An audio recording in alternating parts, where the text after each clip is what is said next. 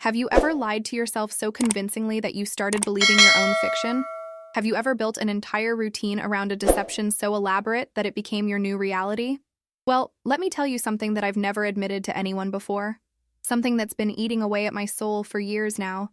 Something that transformed me from the person I thought I was into someone I barely recognize when I look in the mirror. For the past 4 years, every single month without fail, I've been sending $380 to a woman who believes I'm honoring her son's memory. A woman who thinks I'm the most devoted, loving partner her boy could have ever asked for. A woman who has no idea that I've been lying not just to her, but to myself in ways that I'm only now beginning to understand.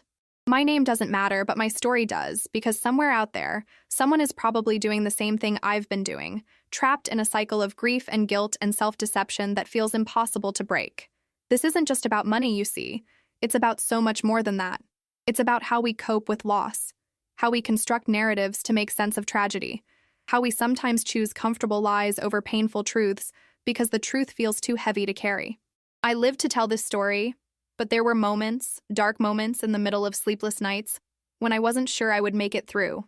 Let me take you back to where it all began, because understanding how I got here is the only way to understand why I couldn't stop, why the lie became as essential to me as breathing.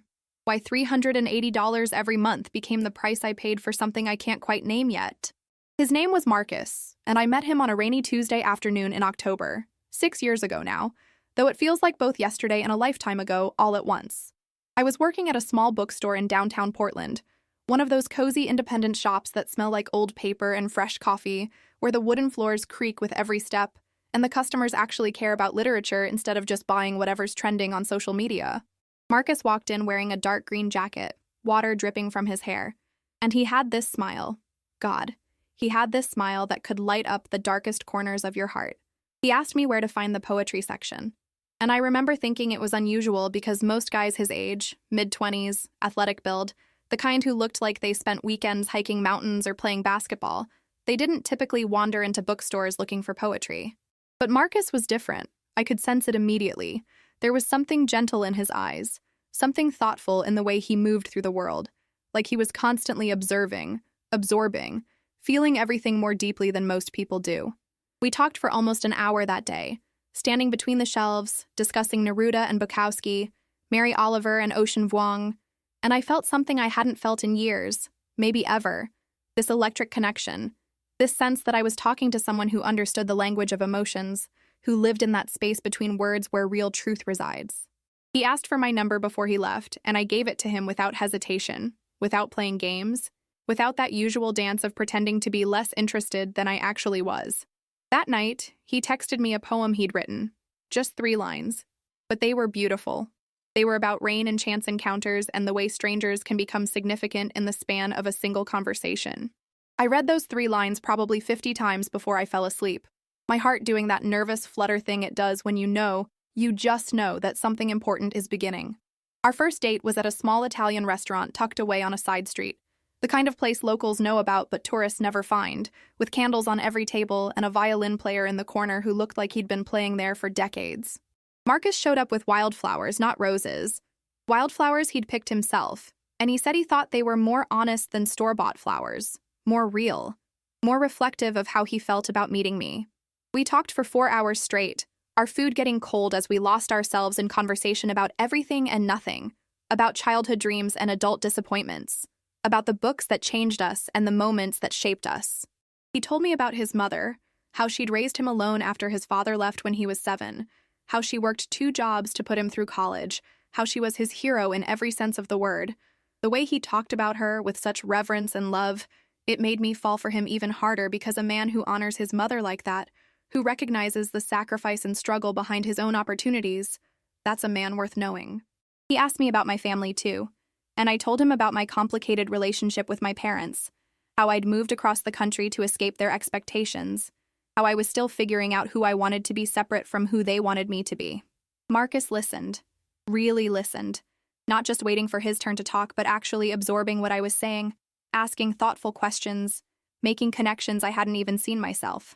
By the end of that night, when he walked me to my car and kissed me goodnight, soft and sweet and full of promise, I knew my life had just changed direction in a fundamental way. The next 6 months were the kind of beautiful that makes you believe in fairy tales, the kind of happiness that makes you understand why people write songs and poems about love. Marcus and I fell into this rhythm, this beautiful dance of two people learning each other's patterns and quirks and dreams. We spent weekends exploring the city, finding hidden coffee shops and vintage record stores, hiking trails that led to waterfalls, lying in parks reading poetry to each other. He introduced me to his favorite music, old soul records and indie folk artists I'd never heard of, and I introduced him to my love of cooking, spending hours in my tiny kitchen creating elaborate meals, while he sat at the counter telling me stories from his childhood. We had this game where we'd take turns asking each other increasingly personal questions, peeling back layers, getting to know the real person beneath the surface presentation. I learned that he was afraid of becoming his father, of abandoning the people who counted on him, that his biggest fear was letting down his mother after everything she'd sacrificed for him. I learned that he wrote poetry every morning as a form of meditation, that he volunteered at a youth center teaching creative writing to at-risk kids, that he believed in love as a verb rather than a feeling, as something you actively do rather than passively experience. He learned that I had trust issues stemming from being betrayed by my best friend in high school, that I sometimes pushed people away when they got too close because closeness felt dangerous, that beneath my confident exterior I was actually terrified of not being enough. But with Marcus, I felt safe enough to be vulnerable, safe enough to let him see all the parts of me I usually kept hidden, the insecurities and doubts and fears that I normally locked away. He never judged, never criticized, just accepted me exactly as I was while also challenging me to grow, to be braver, to believe in myself the way he believed in me. Have you ever experienced that kind of love, the kind that makes you want to be a better person, not because they're asking you to change, but because their belief in you inspires you to reach for your highest potential? Comment below if you felt that way, because I want to know I'm not alone in understanding how transformative real love can be. Meeting his mother was both terrifying and wonderful, one of those milestone moments in a relationship where you cross from casual dating into something more serious, more permanent.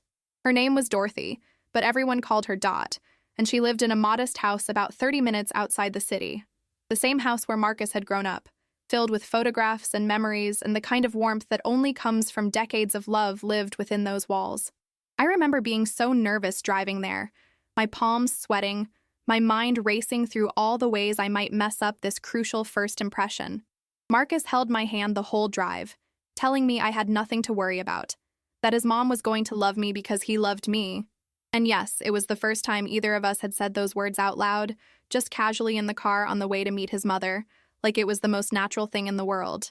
Dot answered the door wearing an apron covered in flour, in the middle of baking Marcus's favorite cookies, chocolate chip with walnuts, and her face just lit up when she saw us. She hugged me before she even hugged her own son, pulled me into this warm embrace that smelled like vanilla and cinnamon, and said she'd been waiting to meet the girl who'd put that sparkle back in her boy's eyes. We spent the afternoon in her kitchen, me helping her bake while Marcus set the table, and I felt this sense of belonging I'd never experienced with my own family. Dot treated me like I was already part of the family, asking about my life with genuine interest, sharing stories about Marcus as a child, showing me photo albums filled with his gap-toothed grins and school pictures and Little League baseball uniforms. She told me about the hard years after her husband left, how Marcus had been her rock even as a little boy, how he used to leave her notes around the house saying he loved her when money was tight and stress was high. She said I was good for him, that she could tell by the way he looked at me, by the softness that came over him when I spoke, by the peace she sensed in him that hadn't been there before. Before we left that day, she pulled me aside and said something I'll never forget.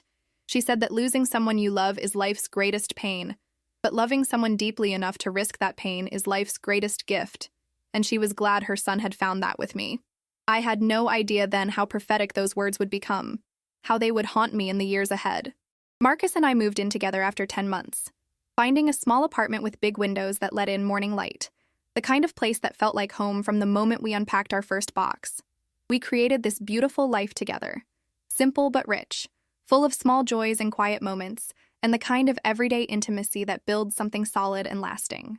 I would wake up to find him already awake, sitting by the window writing in his journal, and he'd look up and smile when he noticed me watching him, come back to bed and kiss me good morning like it was a sacred ritual. We had Sunday morning pancakes and Friday night movie marathons, we had inside jokes and shared playlists, and a future we talked about in concrete terms, marriage and maybe kids someday, And definitely a house with a garden where we could grow our own vegetables. He was working as a social worker by then, helping families in crisis, coming home exhausted but fulfilled, telling me stories about the people he'd helped that day, the small victories that kept him going. I'd gotten a promotion at the bookstore, was managing the whole store by then, and we'd talk about our days over dinner.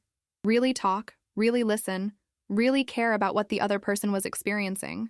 His mother came over once a month for Sunday dinner, and those became some of my favorite evenings. The three of us around our small table, Dot telling embarrassing stories about Marcus's childhood while he pretended to be mortified, but was actually delighted, me feeling more connected to this little family than I'd ever felt to my own. We celebrated holidays together, birthdays together, ordinary Tuesdays together, and every single day I felt grateful for this man who'd walked into my bookstore on a rainy afternoon and changed everything. Life felt complete, like I'd finally figured out the puzzle I'd been trying to solve my whole life. Like all the pieces had clicked into place and I could finally breathe easy, knowing I was exactly where I was supposed to be with exactly who I was supposed to be with. Then came March 15th, a date that will be burned into my memory forever. The day that split my life into before and after. The day that destroyed everything I thought I knew about happiness and security and the future. Marcus had been complaining of headaches for a few weeks. Nothing serious, we thought, just stress from work. Maybe he needed glasses, maybe he wasn't drinking enough water.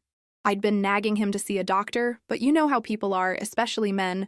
They always think they're fine. They always put it off. They always say they'll go next week.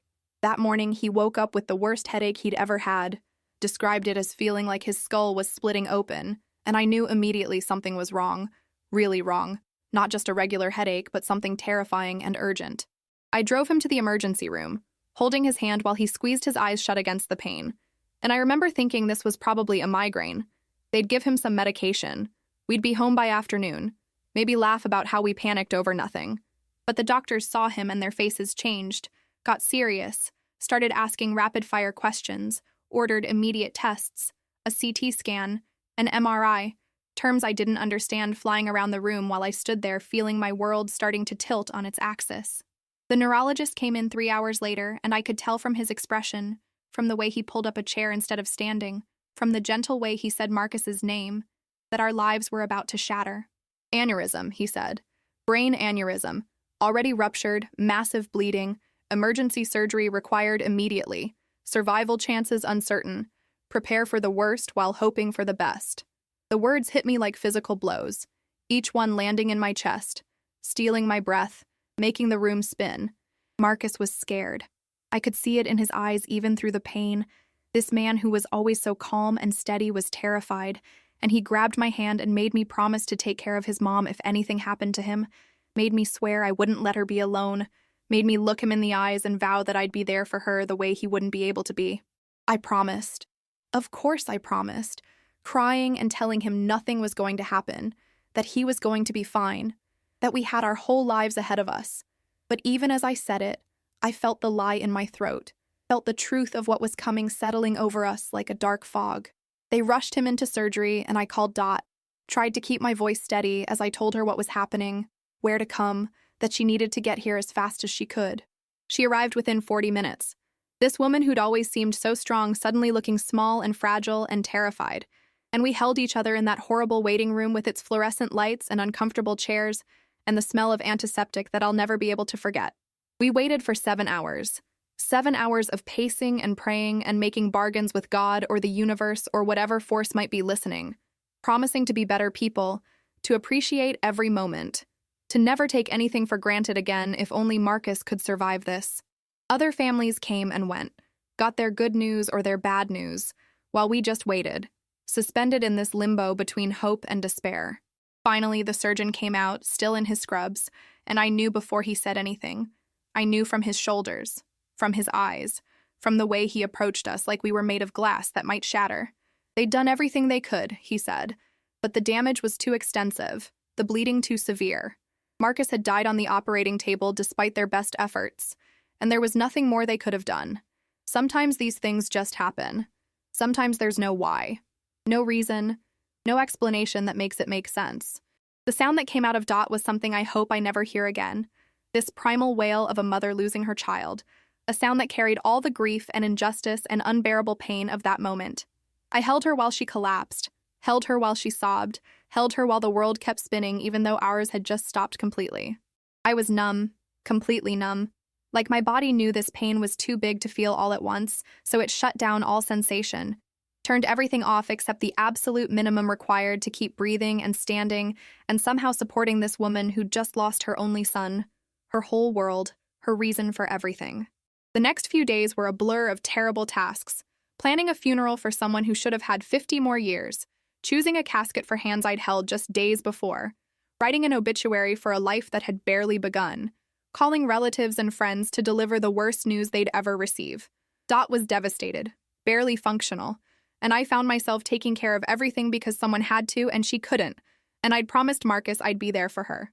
I moved through those days like a robot, making decisions and arrangements while feeling nothing, absolutely nothing, just this vast emptiness where my heart used to be.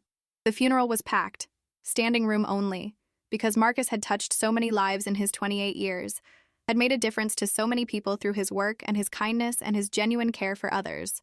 Person after person came up to me offering condolences, telling me stories about how Marcus had helped them or inspired them or changed their lives in some small way. And I smiled and thanked them while feeling like I was watching it all from outside my body, like this was happening to someone else and I was just observing from a distance. Dot leaned on me throughout the service, literally leaned on me, her weight against my side the only thing keeping her upright. And I remember thinking I couldn't break down because she needed me to be strong. I couldn't fall apart because someone had to hold this together. At the cemetery, standing beside his grave under gray skies that seemed fitting for such a terrible day, Dot turned to me and said she didn't know how she was going to survive this, didn't know how to live in a world without her son, didn't know what her purpose was anymore if not to be his mother. And I heard myself making another promise.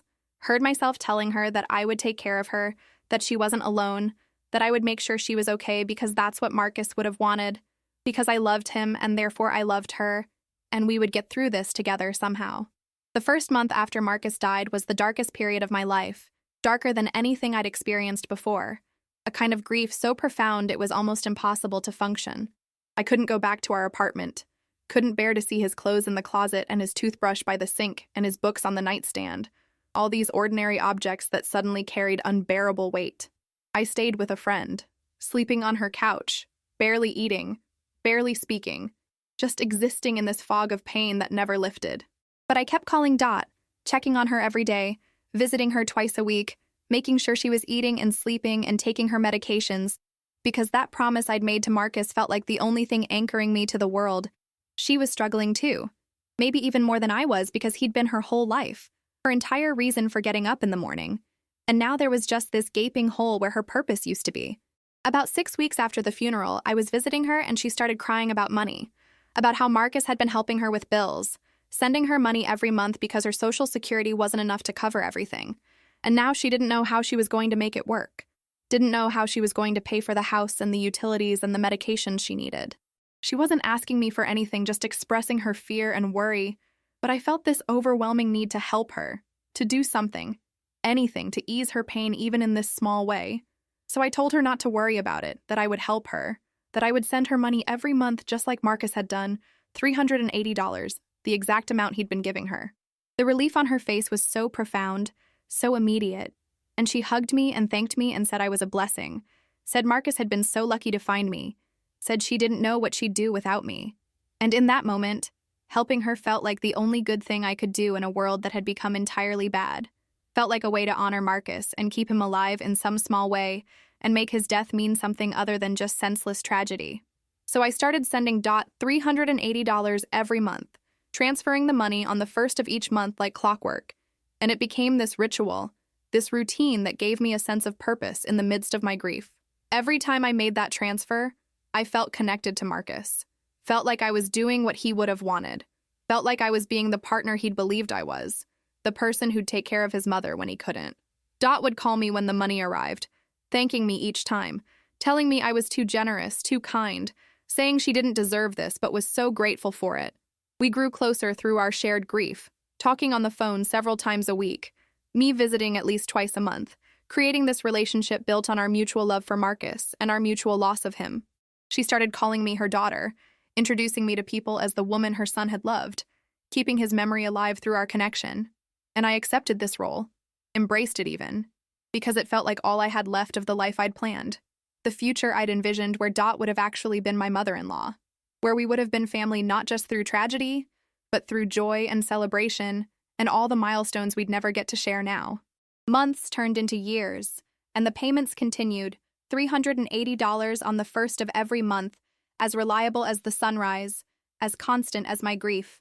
My friends thought I was being too generous, told me I needed to move on, that I couldn't support Marcus's mother forever, that I needed to use that money for my own future, my own life. But they couldn't understand what those payments represented to me, how they were the only thing keeping me connected to the love I'd lost, the life I'd almost had. Except here's where the truth starts to get complicated. Here's where I have to confess something I've never told anyone, something I barely admitted to myself until recently. Marcus never actually sent his mother $380 a month. I made that number up. I don't even know if he helped her financially at all. We never discussed it in specific terms. He just mentioned that he tried to help her out when she needed it, but I never asked how much or how often because it felt too private, too personal to pry into. After he died, when Dot mentioned money troubles, my grief-stricken brain somehow latched onto this idea that Marcus had been sending her regular support, and I just invented the amount, $380, pulled it out of thin air and presented it as fact. And Dot, in her own grief and confusion, accepted it as truth, never questioned it, just thanked me for continuing what her son had started even though he'd never actually started it at all. So for 4 years I've been sending money based on a lie, based on something I made up, based on a narrative I created about who Marcus was and what he would have wanted, even though I have no idea if any of it's actually true. But here's the thing, and this is what I'm only now starting to understand. I wasn't really sending that money for Dot at all. I was sending it for myself, for my own complicated reasons that had nothing to do with honoring Marcus, or keeping promises, or being a good person. I was sending it because it made me feel close to him, because it gave my grief purpose, because it created a structure and routine in my life that felt meaningful when everything else felt meaningless. I was sending it because as long as I was supporting his mother, I could still be his partner in some way, could still have a role in his family, could still be connected to the life we'd almost built together. I was sending it because stopping would mean accepting that he's really gone, that our relationship is truly over, that I need to move on and build a new life without him in it. And I wasn't ready to do that, wasn't ready to let go, wasn't ready to face the terrifying emptiness of a future that didn't include Marcus, or anything connected to Marcus, or any role that tied me to who I used to be when he was alive. The psychological toll of maintaining this lie, because that's what it was, a lie I told myself as much as I told Dot, started to catch up with me in ways I couldn't ignore anymore. I found myself resenting the monthly payments even as I continued making them, feeling trapped by a commitment I'd created but couldn't escape without revealing the truth about how it started. Every first of the month became this moment of anxiety and guilt, going through the motion of transferring money while feeling increasingly disconnected from why I was doing it, what it meant, whether it was helping anyone or just enabling my inability to move forward. I started having panic attacks, waking up in the middle of the night with my heart racing and my mind spinning through all the lies I'd told, all the ways I'd deceived myself and Dot and anyone who thought I was just being generous and loving when really I was being selfish and stuck and terrified of change. I couldn't date anyone new because how do you explain to a potential partner that you're sending almost $400 a month to your dead boyfriend's mother based on a promise you made that was based on information you invented? I couldn't fully invest in friendships or hobbies or career opportunities because I was still living in this limbo, this in-between space where I wasn't Marcus's partner anymore, but I also wasn't free to be anything else. The money itself wasn't even the real issue. $380 was significant, but not devastating to my budget. But what it represented was crushing me. This weight of maintaining a fiction that had grown so large and complex, I didn't know how to dismantle it without everything collapsing. I started avoiding Dot's calls, dreading our visits, feeling guilty about feeling guilty, caught in this endless loop of shame and obligation and confusion about who I was and what I was doing and why I couldn't seem to stop. Do you know what it's like to be trapped by your own choices, to create a situation that feels impossible to escape even though you're the one who built the cage? Have you ever lied to yourself so effectively that the truth became almost impossible to see? Tell me in the comments if you've experienced that kind of self-deception, because I need to know I'm not the only one who's done this to themselves. The turning point came 6 months ago, in a way I never could have predicted. Through a conversation I had with a grief counselor I'd finally started seeing after years of refusing therapy, because I thought I could handle everything on my own. I'd been telling her about the monthly payments, presenting them as this beautiful gesture of love and loyalty. And she asked me a simple question that shattered my entire narrative. She said, "What would happen if you stopped sending the money? What would actually change? What would you lose?" And I started crying, really crying for the first time in months, because the answer that came up wasn't about Dot struggling financially or Marcus's memory being dishonored or any of the noble reasons I'd been telling myself. The answer was that I would lose my excuse to stay connected to a past that was gone. I would lose my justification for not moving forward with my life. I would lose the identity I'd built around being Marcus's devoted partner even 4 years after his death. The counselor said something that hit me like a physical blow. She said that sometimes we use guilt and obligation to avoid grief, that sometimes it's easier to keep ourselves busy taking care of others than to sit with our own pain and really feel it and work through it to the other side. She said that maybe the money wasn't about helping Dot at all. Maybe it was about punishing myself for being alive when Marcus wasn't, for having a future when his had been stolen, for moving through time while he stayed frozen at 28 forever. And she was right. God. She was right. I'd been using those monthly payments as a kind of penance, a way to pay for the guilt I felt about surviving, about gradually feeling less sad, about occasionally going hours or even days without thinking about him, about the natural process of healing that felt like betrayal. After that session, I started really examining my relationship with the truth, with the lies I'd been telling, with the narrative I'd constructed about who I was and what I was doing. I went back through old text messages and emails with Marcus, looking for any mention of financial support for his mother, and found nothing, absolutely nothing, which confirmed what I'd suspected, that I'd invented that detail in the chaos and pain of those early days after his death. I looked at my bank statements from the past 4 years, pages and pages of $380 transfers, and tried to calculate not just the financial cost, but the emotional cost, the toll it had taken on my mental health and my ability to build a new life. I thought about Dot, about what she would think if she knew the truth, whether she'd be angry or hurt or understanding, whether our relationship could survive the revelation that it was built on a foundation of my own self-deception. I thought about Marcus, about what he'd actually want for me if he could see me now, and I absolutely knew that he wouldn't want this, wouldn't want me stuck and suffering and unable to move forward, wouldn't want me sacrificing my own well-being out of some misguided sense of loyalty to a promise I'd made in the worst moment of my life. I started imagining what it would feel like to stop, to tell Dot the truth, to release myself from this obligation I'd created. And the feeling that came up was terror, but also relief, this deep, profound relief at the possibility of finally being free, finally being honest, finally being able to grieve fully, and then eventually move beyond the grief into whatever comes next. I realized that I'd been so focused on taking care of Dot, on being there for her, that I'd never really taken care of myself, never really dealt with my own trauma and loss, never given myself permission to feel the full range of my emotions without judgment, or the need to perform strength for someone else's benefit. 3 months ago, I made a decision that felt impossible but necessary. I decided to tell Dot the truth, all of it, and let the consequences be whatever they would be. I drove to her house on a Saturday afternoon, my hands shaking on the steering wheel, my mind racing through all the ways this could go wrong, all the ways I could lose not just this monthly ritual, but my connection to her and through her to Marcus and to the person I used to be when he was alive. She made tea like always, settled into her favorite chair, asked about my week like always, and I realized this might be the last time we'd have this easy, comfortable dynamic, that I was about to blow up something that had been sustaining both of us, even if it was built on sand. I told her everything, started from the beginning and didn't stop until I'd confessed it all.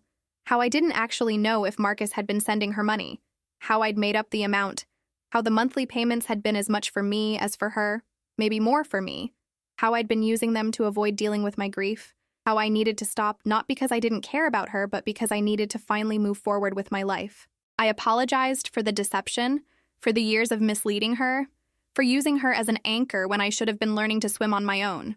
And then I waited for her anger or disappointment or rejection, waited for her to tell me I'd betrayed Marcus's memory, that I was selfish and terrible, and she never wanted to see me again. But that's not what happened at all. Dot was quiet for a long time. So long I thought maybe she hadn't heard me or was too shocked to respond. And then she started talking, and what she said completely surprised me. She said she'd always wondered about the money, had suspected it wasn't really something Marcus had been doing because he'd helped her in different ways, with house repairs and groceries and one-time expenses, but never with regular monthly payments. She said she'd accepted my version of events because she needed something to hold on to, too. Needed to believe that her son's love was continuing through me. Needed a reason to get up each month and keep going. She said the money had helped, of course it had helped. But that wasn't what had really mattered to her over these 4 years.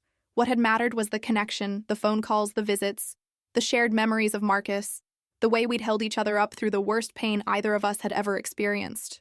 She said she'd been worried about me, had seen how I was stuck in the past, unable to move forward, using our relationship as a way to avoid building a new life, and she'd wanted to say something but didn't know how without losing me entirely. Then she said something that made me cry harder than I'd cried since Marcus's funeral. She said that Marcus would want me to be happy, would want me to live fully, would want me to honor his memory, not by staying frozen in grief, but by embracing life with the same passion and courage he'd always had. She said the best way to honor him was to live, really live, to love again, to build a future that he would have been excited for me to have, even if it didn't include him, even if it was completely different from what we'd planned together. She said she loved me like a daughter and always would, but that she was releasing me from any obligation to take care of her, releasing me to take care of myself, to prioritize my own healing and happiness and future. We talked for 3 hours that afternoon, really talked, more honestly than we'd talked in 4 years, about grief and guilt and the ways we'd both been using each other to avoid facing the full reality of our loss. Dot told me about her own journey through widowhood after Marcus's father left, how she'd spent years angry and bitter before finally making peace with it, before finally building a life that felt meaningful and full even in his absence. She said grief never fully goes away, but it does transform, does become something you can live with rather than something that destroys you, does eventually make space for joy and hope again if you let it. We agreed that I would make one final payment, enough to help her set up a better budget and maybe handle some home repairs she'd been putting off, and then we'd transition our relationship to something not based on financial obligation, but on genuine care and chosen family. She insisted on paying me back for some of what I'd sent over the years, said she'd been saving money by living modestly, but I refused, told her that the money had been a gift, my choice, and that I didn't regret helping her even if my motivations had been complicated and messy. What I did regret was the deception, was not being honest with myself or with her about what I was really doing and why, was letting fear and guilt drive my decisions instead of love and genuine care. We hugged before I left, a long, tight hug that felt different from all the grief-soaked hugs we'd shared before. This one felt like hope, like possibility, like permission to move forward without forgetting, to heal without betraying, to build something new without destroying what we'd had. The past 3 months since that conversation have been challenging but also liberating in ways I couldn't have imagined. I stopped the monthly payments, and the first of the month came and went without that familiar anxiety and guilt. Just this strange light feeling like a weight I'd been carrying had finally been lifted. I still talk to Dot regularly, but now our conversations are lighter, more present-focused, less trapped in the past, and the constant rehearsal of our grief. We're building a new kind of relationship, one based on who we actually are now rather than on who we were in relation to Marcus, and it feels healthier, more honest, more sustainable. I've been doing real grief work in therapy, sitting with the pain instead of avoiding it, letting myself feel the full spectrum of emotions about losing Marcus, the anger and sadness and regret, and even the relief that I can finally start moving forward. I've started dating again. Nothing serious yet, but just being open to the possibility feels huge. Feels like reclaiming a part of myself I thought I'd lost forever. I'm learning that loving Marcus and building a life without him aren't mutually exclusive, that I can honor his memory while also honoring my own need to grow and change and experience new things. I'm discovering that the best way to keep him alive isn't to stay frozen in the moment of his death, but to carry forward the lessons he taught me, the way he loved life, the generosity and kindness and curiosity he brought to everything he did.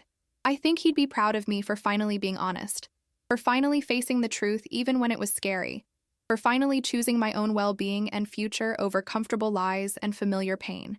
Looking back now, I can see how that first lie, that invented detail about the $380, was just the beginning of a much larger pattern of self-deception. I lied to myself about being fine, about coping well, about doing the right thing, when really I was drowning and hiding and avoiding the real work of grief. I lied to myself about my motivations, convincing myself I was being selfless and loving, when really I was being scared and stuck. I lied to myself about what Marcus would have wanted, using his memory to justify choices that were really about my own inability to face change and loss, and the terrifying uncertainty of the future. But here's what I've learned. What I want you to understand if you take anything from my story.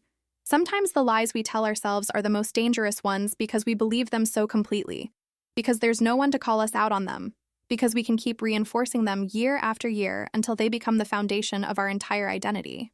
Sometimes the kindest thing we can do for ourselves is to face the truth, even when it's painful, even when it means admitting we've been wrong or lost or making choices based on fear rather than wisdom.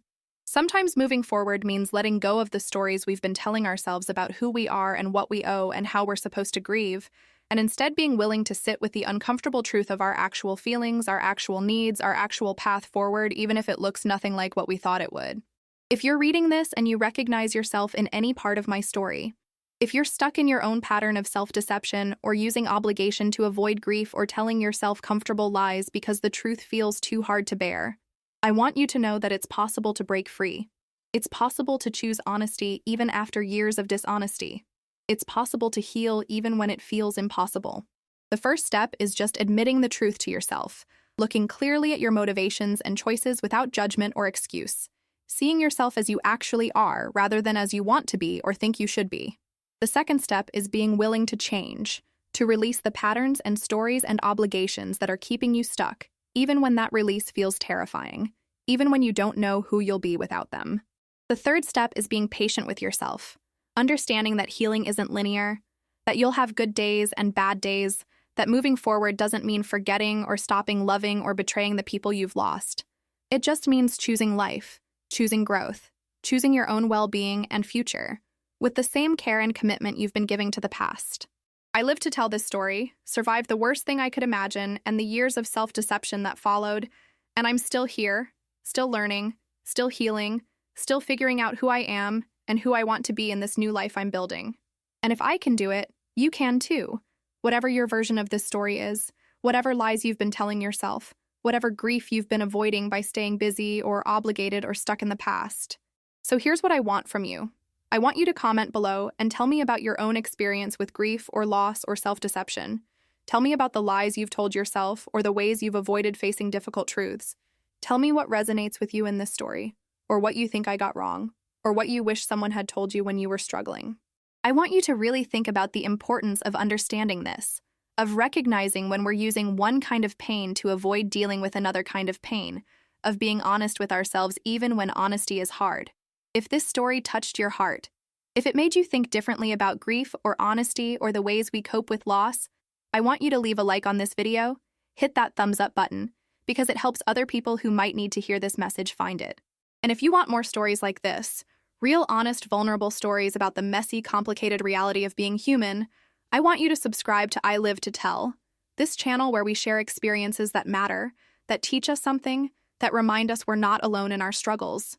Click that subscribe button and turn on notifications so you never miss a story, because there are so many more stories to tell, so many more truths to share, so many more ways we can support each other through the hardest parts of being alive. Thank you for listening to my story. Thank you for being here.